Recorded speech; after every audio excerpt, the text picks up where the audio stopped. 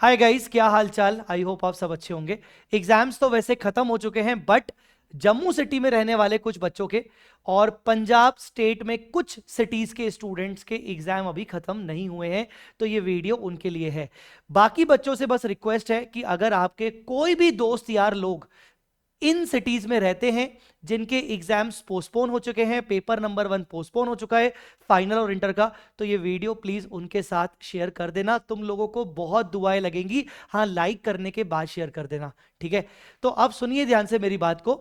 FR का paper है 24 सितंबर। अभी भी हमारे पास 7-8 दिन है। और एडवांस अकाउंट्स का पेपर है 25 सितंबर, मतलब हमारे पास 8 से 9 दिन है। मतलब हमारे पास एक गोल्डन अपॉर्चुनिटी है कि हमारे पास सिर्फ हाथ में एक पेपर है और 7-8 दिन देकर हम पेपर में बहुत अच्छे से एग्जाम्शन हासिल कर सकते हैं। तो बच्चों ध्यान से मेरी बात सुनना। क्या क्या मैं आपको रिकमेंड कर सकता हूं यहां पर। सबसे पहले, practice as much as questions you can. यहां पर आपका बहानेबाजी नहीं चलेगी। Mind my words and sorry for my words, but यहां पर आपकी बहानेबाजी नहीं चलेगी। कल को अगर पेपर टफ आ गया, ठीक है, कल को अगर पेपर टफ आ गया तो मैं बताऊं, तुम बोलने लायक नहीं रहोगे, तुम इंस्टीट्यूट को गाली देने लायक भी नहीं रहोगे। याद रखना ये चीज, ठीक है। तो ये मान के चलो कि बॉस पेपर तो टफ आएगा, मान के चलो, मान के चलने में क्या प्रॉब्लम है, ठीक है ना। पेपर अगर टफ आएगा तो हमारा क्या चाहिए, हमें चाहिए भैया ज्यादा से ज्यादा क्वेश्चंस की प्रैक्टिस करनी है। सर कौन से क्वेश्चंस की प्रैक्टिस करनी है? एफआर में जो मैंने 167 मस्ट डू क्वेश्चंस दिए, और इंटर में एडवांस अकाउंट्स में जो मैंने 151 मस्ट डू क्वेश्चंस दिए हैं। अभी मैं आपको दिखा दूंगा, लिंक आपको डिस्क्रिप्शन में भी मिल जाएगा, ठीक है। तो आपको सारे क्वेश्चंस की प्रैक्टिस, मैक्सिमम क्वेश्चंस की प्रैक्टिस राइटिंग में करके जानी है, ठीक है। जो भी कमी थी, इसमें एक और चीज बता दूं, कोई ऐसे टॉपिक्स थे, एक दो चैप्टर्स थे जो शायद आप छोड़ के जा रहे थे। अगर पेपर आपका टाइम पे होता, रीशेड्यूल नहीं होता, तो आप 2-3 चैप्टर्स छोड़ के जाते। अब तो वो बिल्कुल मत छोड़ के जाना, बिल्कुल भी नहीं, ठीक है। Next is revision sequence. जो रिवीजन सीक्वेंस मैंने पहले दे रखा था वही रहेगा। रिवीजन सीक्वेंस मैं आपको डिस्क्रिप्शन में लिंक दे रहा हूं। हालांकि लिंक आपको मिल जाएगी एफआर के लिए फ्री रिसोर्स फोल्डर का लिंक, और एडवांस अकाउंट्स का भी फ्री रिसोर्स फोल्डर का लिंक।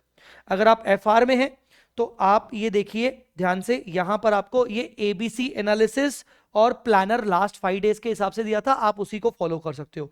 ये ए कैटेगरी टॉपिक्स आपको पहले खत्म करने, फिर आपको बी कैटेगरी टॉपिक्स खत्म करने, फिर आपको सी कैटेगरी टॉपिक्स खत्म करने हैं। आपको चलना सब कुछ है। हां, मैं यहां जरूर बता दूं कि चांसेस बी और सी के कुल मिला के जो कैटेगरी के होते हैं, आप मान के चले कि 40 मार्क्स आप इसमें से पकड़ सकते हो ओवरऑल, ठीक है। ठीक है, उसके बाद आपको किस सीक्वेंस में रिवाइज करना है, ये सीक्वेंस मैंने यहां पर दे रखा है। आप ये नंबर ऑफ आवर्स को ध्यान मत रखिएगा, क्योंकि ये अब आपके लिए रेलेवेंट इसलिए नहीं क्योंकि now you have so many days, 6-7-8 days. तो आप इन्हीं टॉपिक्स को इसी सीक्वेंस में बट ज्यादा टाइम देके कर सकते हो, ज्यादा से ज्यादा टाइम देके कर सकते हो, राइटिंग प्रैक्टिस के साथ, बहाना नहीं चलेगा। तो सीक्वेंस आपको ये फॉलो करना है। इन द सेम वे यहां पर आपको मस्ट डू क्वेश्चंस मिल जाएंगे, सब चीजें इसी फोल्डर में मिल जाएंगी।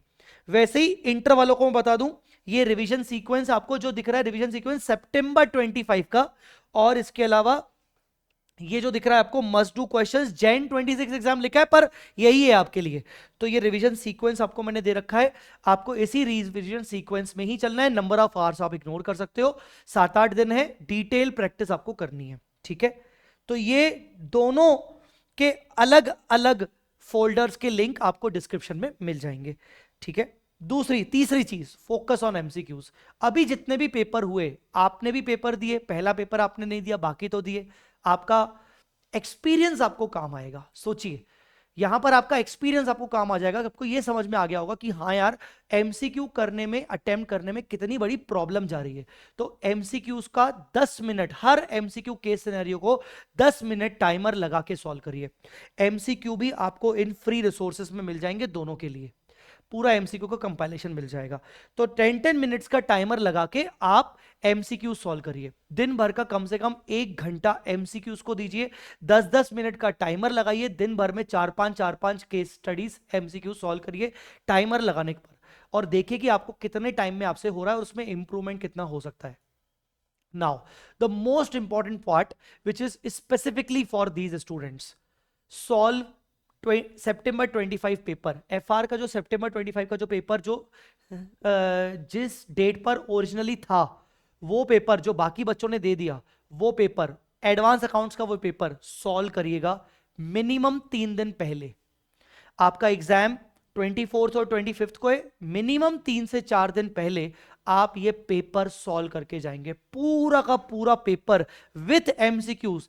3 घंटे का टाइमर लगा के, जैसे ही 3 घंटे खत्म होंगे आप पेपर छोड़ देंगे, वो पेपर आप सॉल्व करके देखोगे।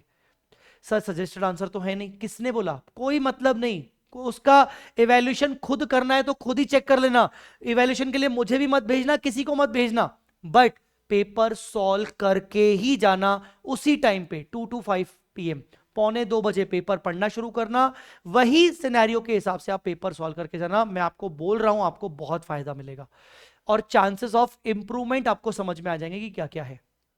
Other than that, marathon revision का प्लेलिस्ट भी मैं नीचे डाल दे रहा हूं आपको लिए, मैं आपको दिखा देता हूं। मेरे यूट्यूब चैनल पे जाओगे तो प्लेलिस्ट में जाओगे, आपको ये मेन FR का प्लेलिस्ट ये वाला मिल जाएगा, इंटर वाला प्लेलिस्ट आपको ये मिल जाएगा।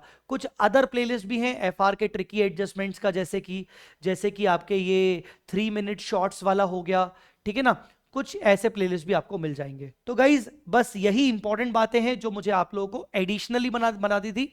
जो मेहनत आपने कर रखी है बस उसी के ऊपर आपको बार बार फोकस करना है, मैक्सिमम क्वेश्चन प्रैक्टिस करना है, एक बार पेपर सॉल्व करना है, एमसीक्यूज 10 मिनट्स टाइमर में लगाने हैं, वही रिवीजन सीक्वेंस फॉलो करना है, वही मैराथन प्लेलिस्ट फॉलो करनी है।